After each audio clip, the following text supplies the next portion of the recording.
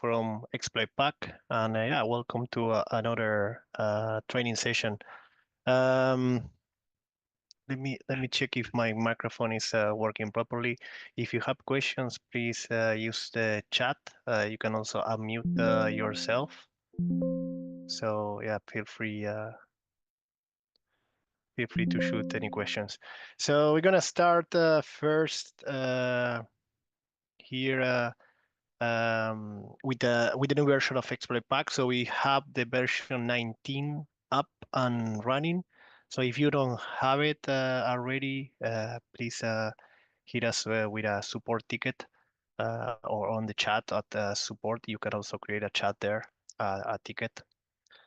Well, if you have it, we have added a few cool things to this new version.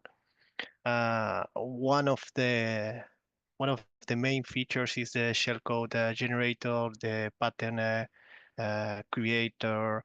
There are some bug fixing here and there in the interface, and also some quality of life improvements as well.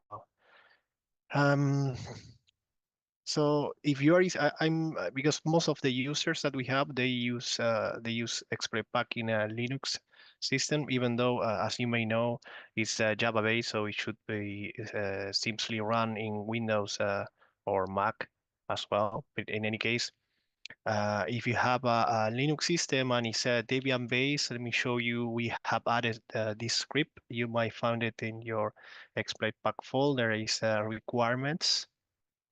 And the script you can just run it directly from there, and it will gather all the necessary this one. So if you run it like this, it will just get the latest Java version for you and also install all the necessary requirements. Well, you need to provide the root password. Remember, as always, you never have to run any application as a root. So even though in Kali you have a root user, you shouldn't.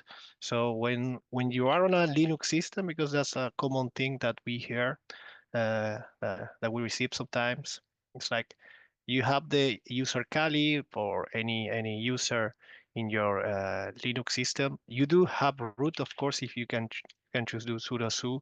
But the problem here is that if I run an application from the GUI, then everything is gonna be mixed up because the files are gonna belong to another user. In this case, it's gonna be root. And then when you run the application on your X system, basically on the graphical interface of Linux, uh, then the user would not be able to access those files because they were marked or the permissions changed or something of that sort. So I can give you an example. If you install Exploitpack as root and then you try to run it as user, it will never work. So if something like that happened to you, well, just do a fresh install with just your regular user. So golden rule for Linux system, not only for Exploitpack, but with any other program, don't run it as root or sudo. Yeah. All right. So how to typically you can run Exploitpack like this, as some of you guys do, is by basically calling Java because it's a Java-based app, and then you pass as an argument -char exploitpack.jar, or you can just call the Sage the script. I already have it installed, so I already provide my key file and went through the installation process. So now it's up and running. So now it's uncompressing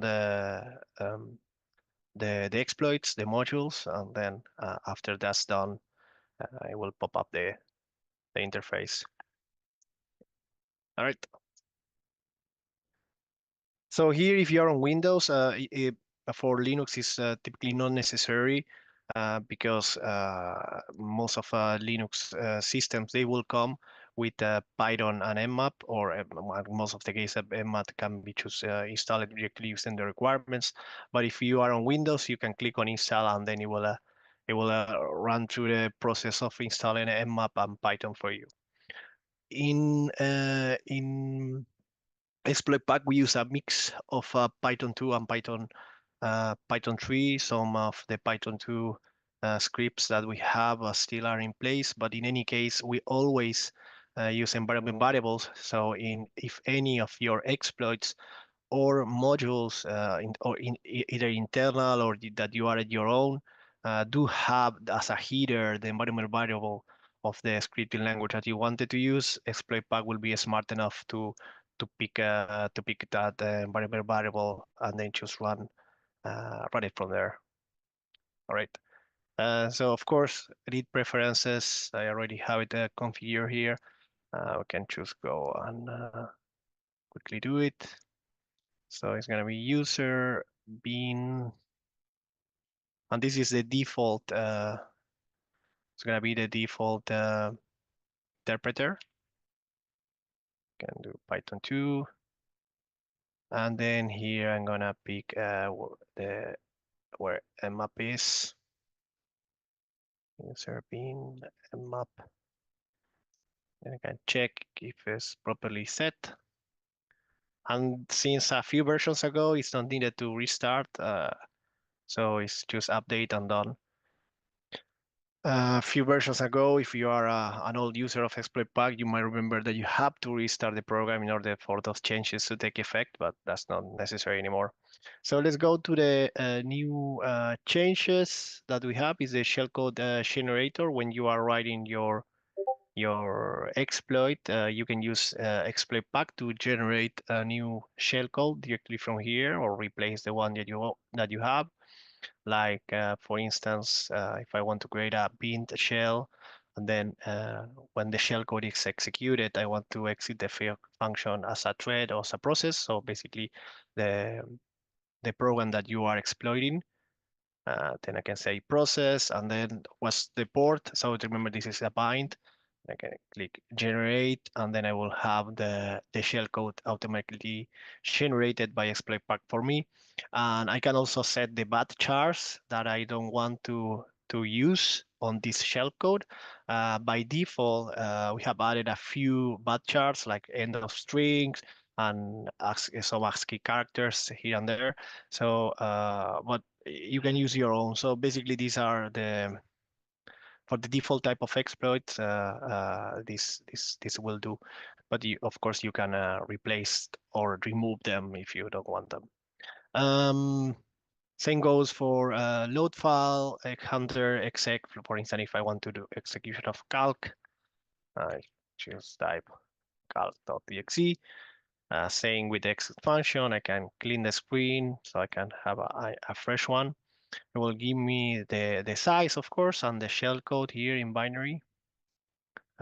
And the default language is Python, but of course you can use this in any other language. Perl, I mean Perl, Ruby, even Bash, it will take it. You might have to add a double slash, for example, if you want to use the shellcode in a different language for your exploit. For instance, if you want to use it in C, C++, or Java, then you have to add a double slash. All right. So once you have your shellcode, you can replace it. Like if you go to any of your exploits, let's say this one, I want to replace the shellcode. And something that we also changed it or added here is the edit function that is working properly. There was a bug on it. When you click it edit, it was sometimes it was showing minimized. That was a bug that we also fixed on this version. So that bug doesn't. Well, it was a random bug, honestly, but it was about the way that we created the wizard, this wizard. So now it's showing properly, so you can edit on the fly the XML file. So remember how Exploitpack works is that you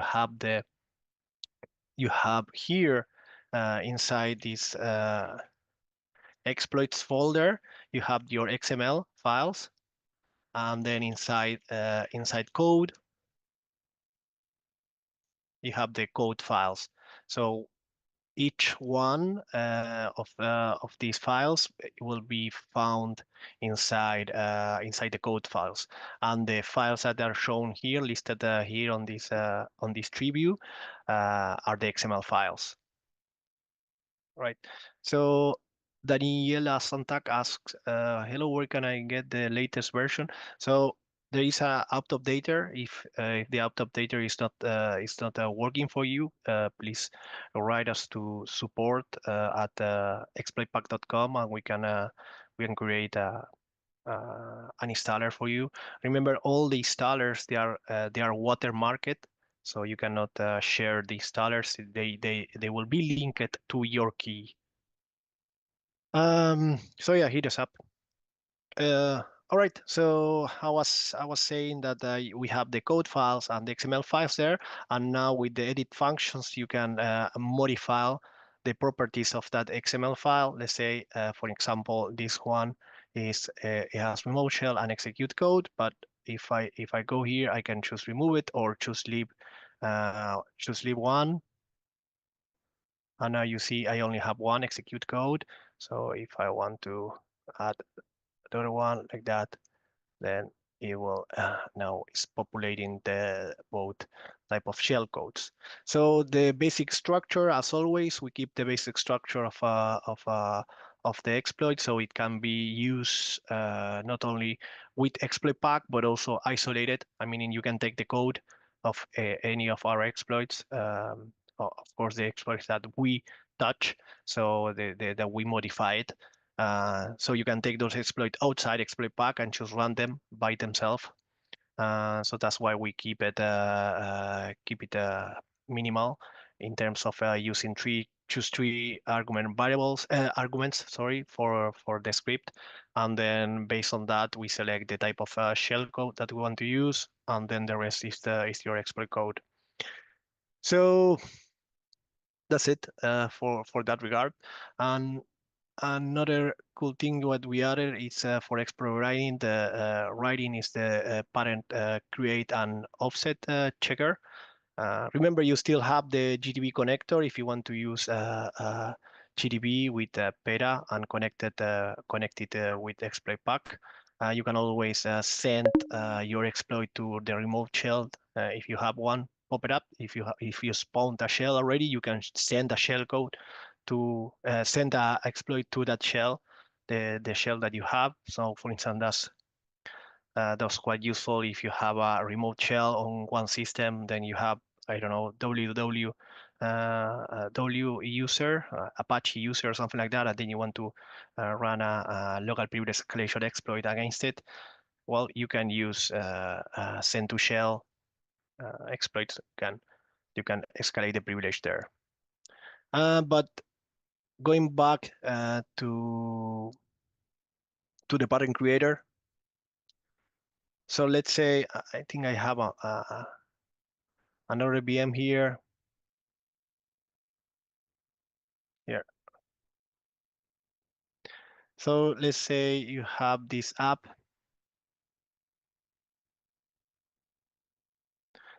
Okay, I'm gonna restart it. So is this just for the demo, just to show you guys? I'm gonna be running this application, and this application is vulnerable to here. Is vulnerable to a buffer overflow. So basically, I took control of the instruction pointer here. You see that after using a long file containing a bunch of A's, this one. So I choose A's and B's, just like that. You see that everything went to the stack, and then I overflowed the stack, and at some point after the red, I got at vanilla buffer overflow. So how do I know the offset? Typically, you could use tools like Mona, Peta, and so on. But there is an alternative now. This cool alternative from us, that is Exploitpack pattern create. So if you want to use that, it's quite easy. So you go run the app. So basically, you want to know the offset, right, from your overflow, the bottom to the stack to the extrusion pointer. So what you need to do is to go to Exploitpack,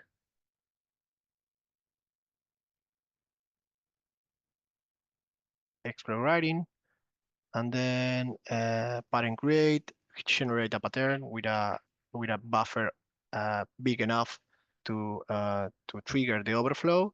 So create pattern. It's gonna be a the brown ciclid pattern, and then with this pattern, you have to copy it, paste it. I already have it pasted here,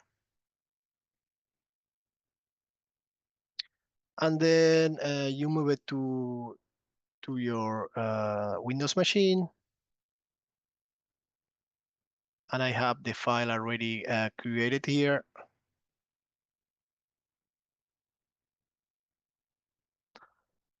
And then I will use this file,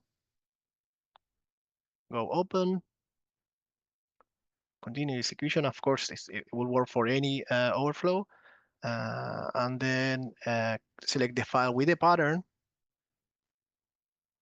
And then I will, instead of getting the AAs, I will see in the stacks.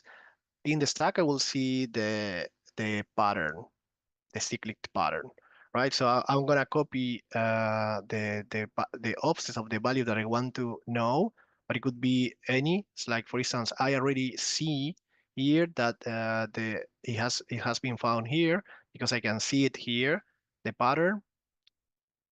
But in any case, I will try to find the one from EIP, from the extended extrusion pointer. Then I'm gonna go into the VM. So it's this one. So 62433768. And then I'm gonna go here and then find offset in hexadecimal.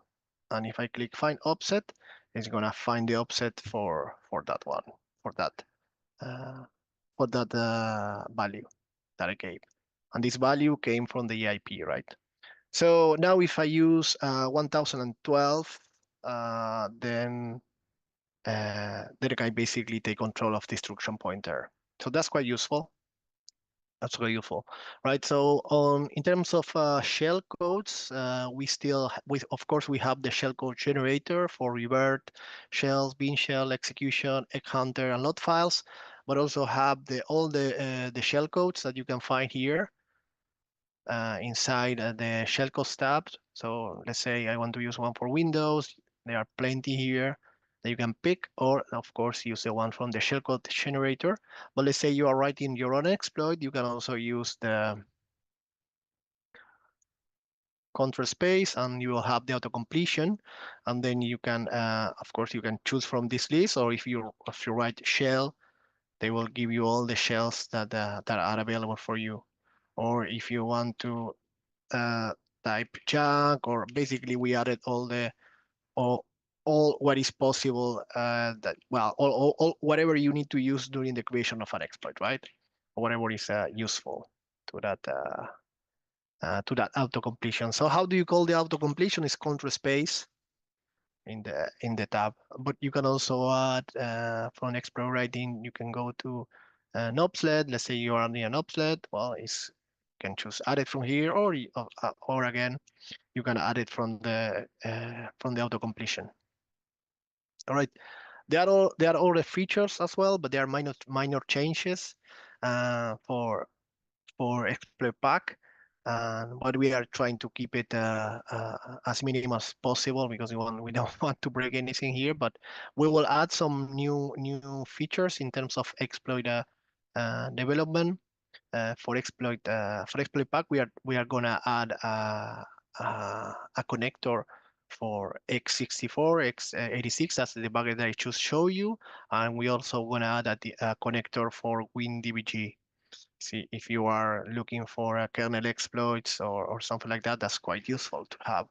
And naming a kernel exploitation, you might have seen or here we have a new tool that's called kernel pack. Let me put it on the screen.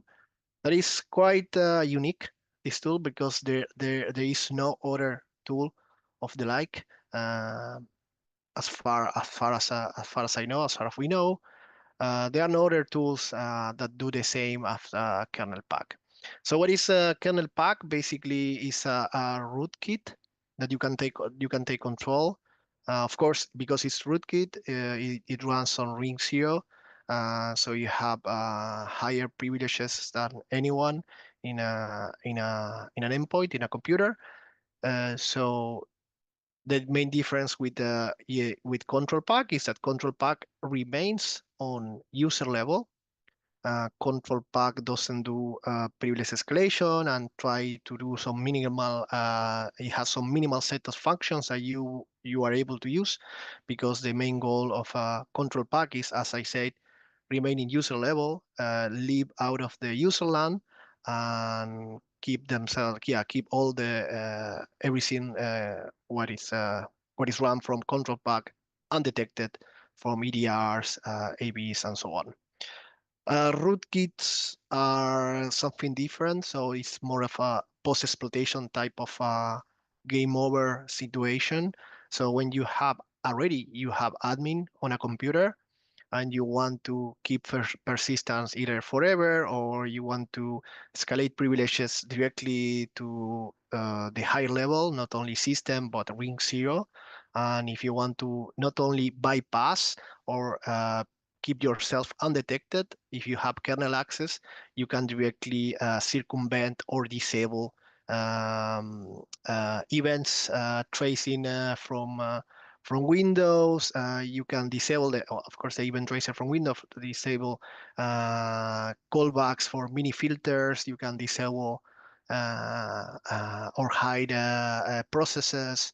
You can patch other drivers. So basically, there is nothing higher running as a rootkit. So the main question is, how do we run these rootkits? Because when let me choose go ahead and show you while I speak. So it's quite easy. So basically, you can go to remote control rootkit wizard, and then here you can create your rootkit. So far, we are focusing on Windows, but rootkits for Linux is already being tested. You can include an unhooker.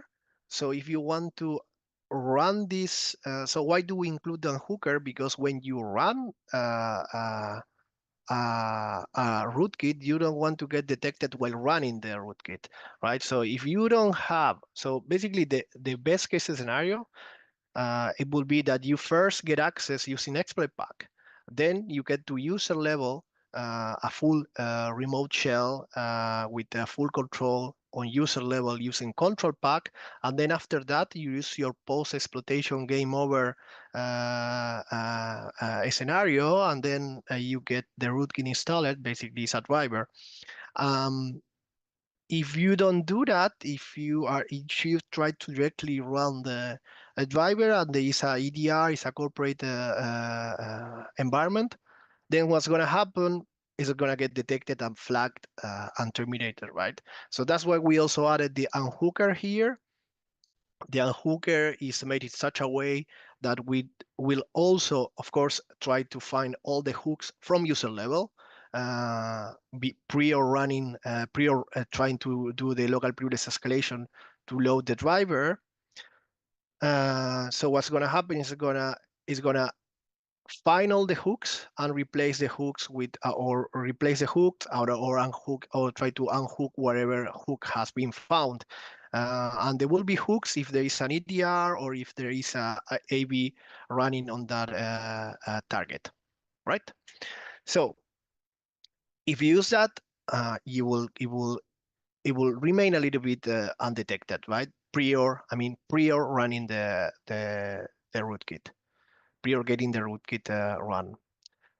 Um, So what else? The unhooker, of course, use the latest techniques like calling directly syscalls and so on, and also it do different types of unhooks. So it's not just unhooking everything and loading the hooks from disks. It does a few tricks, and we are gonna and talking about unhooking, we are gonna add a new technique discovered by us on control pack next month, and that technique is a new technique on how to do unhooks on user level from a user perspective that no one else is abusing in such a way. I cannot tell more because it's going to be presented as well in a conference. But in any case, when you load the driver, so that's the next step. At this stage, we have two different type of drivers. And there is a question from Alejandro Vasquez. I'm considering purchasing current path, but I have a technical question. If a driver runs in Win 0, how do you manage to bypass driver signature and form? If you are using binary with a no whenever wouldn't Windows block it due to driver blacklist? Yes, indeed. That's why we use different type of drivers. So there is this thing called patch guard. So basically, and DSE is driver signature enforcement that there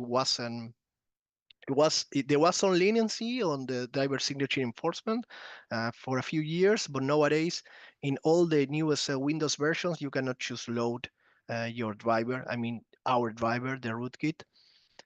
So how do we load the driver? We use drivers that are signed either by Microsoft or signed by a company that also trusts that Microsoft trusts. And is I'm naming Microsoft because it's a Windows operating system, right? So this technique, bring your own device driver. What it means is that you load the device driver or use one from the operating system that has been signed, and then you use that to disable DSE. That's a protection, right? And what happens if it has been added to the block list? Well, then we remove it from the list of a driver loader. So then you will see no more if it has been added to the blacklist. And there are a few that are already being blacklisted, and then we remove them. And there are a few techniques that are still functioning perfectly, and every 1 2 months there appear new techniques, and what happens is that we will add them, and you will see those new techniques, or new, if there is exploitable drivers, and then you will see the drivers listed there as well. So that's it. That's quite easy. So click on generate, and then you will have your driver. I already have it here on this machine, on the Windows machine, of course.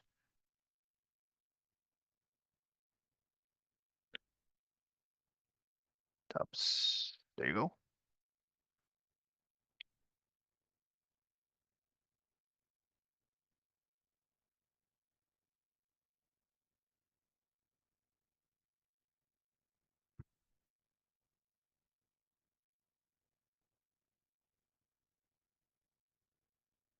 So it is like this. So basically how it works, we have, I can show you two different approaches. So this one is using GDRB .sys. So for the question of Alejandro that he was asking about the bring your own device driver, I can show you two different versions. So this one, well, when you make the zip file, as I show, now I'm showing you code, right? But when you make the zip file, you will get this. So like this. So depending on what you want to run, what you want to, how do you want to run it? It will be rootkit loader, double click, you are done. You don't have to do anything else. It will do the local privilege escalation for you. Sometimes it will require admin rights. Remember, guys, this is not a local privilege escalation, even though some of these can be used as a local privilege escalation, but it depends on the exploit and the driver that we are abusing. But a rootkit is always post exploitation. So it is not part of Exploitpack or part of control pack. It's not user level. You should have admin already. So rootkit stands for having a rootkit rootkit, so you can go back to that machine that you already found, and you set there something, a rootkit, with the higher privileges that you wanted, right? But how it works, you make the zip file, double click on the rootkit loader, that's it, and then you will have it run. But let me show you the difference between these two. So here we are abusing of RT-Core 64.sys that, as you may know or may not know, but in any case, I can tell you, this is a driver signed by Microsoft that is still, it's not detected, of course, because it's in production and it's being used right now. Maybe in 2 months it's going to be blocked. Well, if it's blocked, then we will remove it. But if you are doing a red team exercise and you want to do you want to escalate, do some local privilege escalation to ring 0, you can still use this one. And if you have kernel pack, it's not only that you will do local privilege escalation, you will have a rootkit running on that system. Right. So that's for RT Core 64. And this is the other example that I'm showing you. This one is using GDRB. So it's from Gigabyte. That's also not detected. And in any case, if you wanted, I mean, if you have physical access to that machine, then you can of course manual load the driver. So this is gonna be the driver. But in this one, we have the driver in the rootkit loader. In the other one, the driver is coming along, right? So this is the client, this is the driver, and this is gonna be the loader. That's gonna be get the local privilege escalation. If you go to README, it will get some README, and the README is gonna be different depending on the way that you created the wizard. So why do we have two EXEs?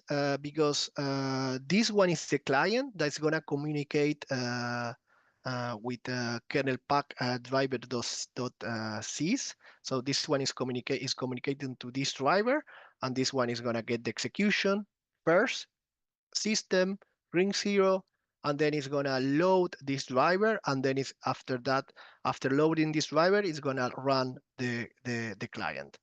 And of course, you need the config.ep file, so you have somewhere telling the client where to connect to. And as always, we use port 80 for communication. So all the traffic it is obfuscated and is going through port 80, 80 or 80. So the traffic will blend with the rest of the web traffic, right? Same as with control pack.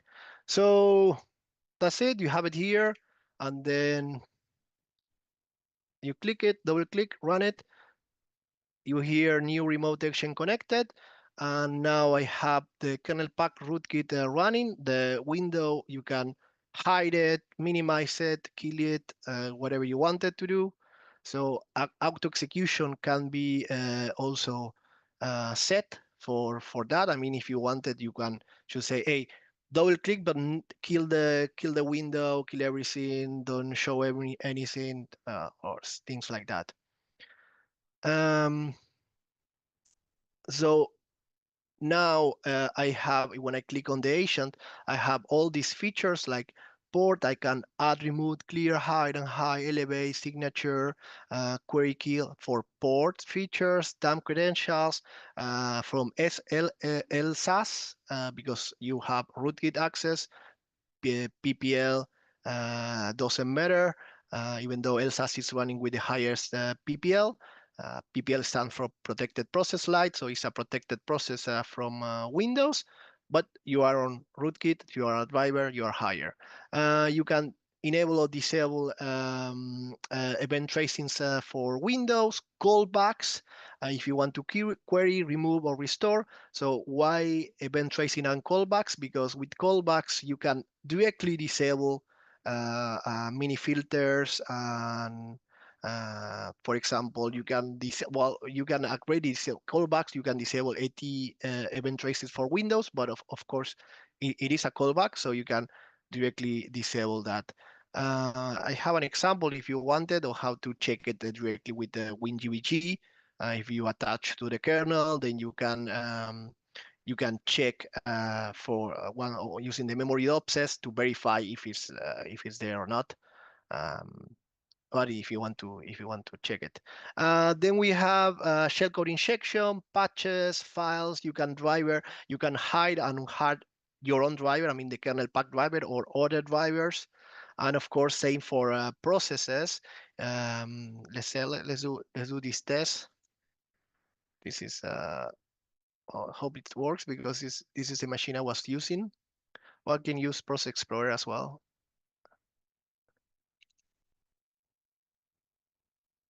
Let me open it.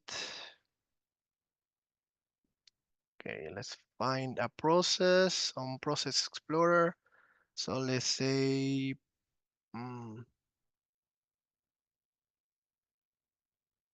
kernel pack client. So it's going to be 9860, 9860. Let's hide it. And you see here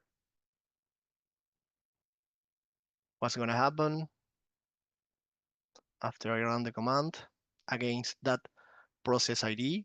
The process has disappeared. So I hide the process from the operating system, from the kernel. So the PID cannot be killed because there is a trampoline function that when you are trying to list the process IDs, that one will not appear.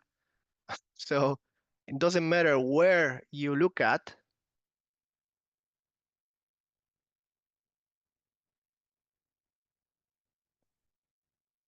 Oh, cannot click on. Oh, there you go. Oh wow, my Zoom crashed.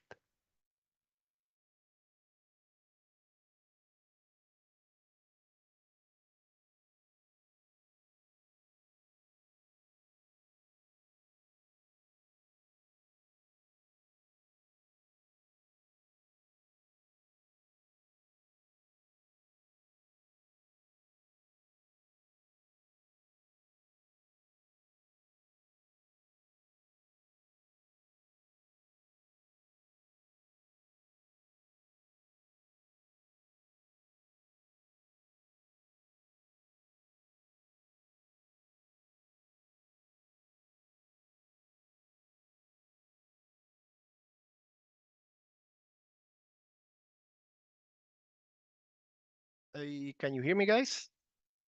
No, not yet. Yes, we can hear you. Okay, so yeah, my Zoom crashed.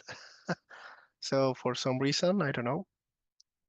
It's the demo gods. Let me see if I can get it working again.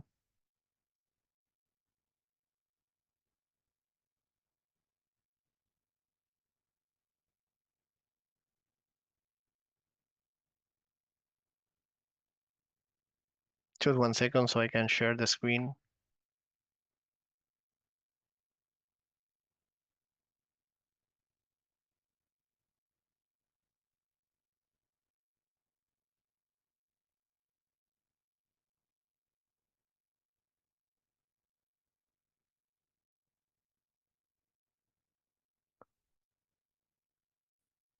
All right, and as always,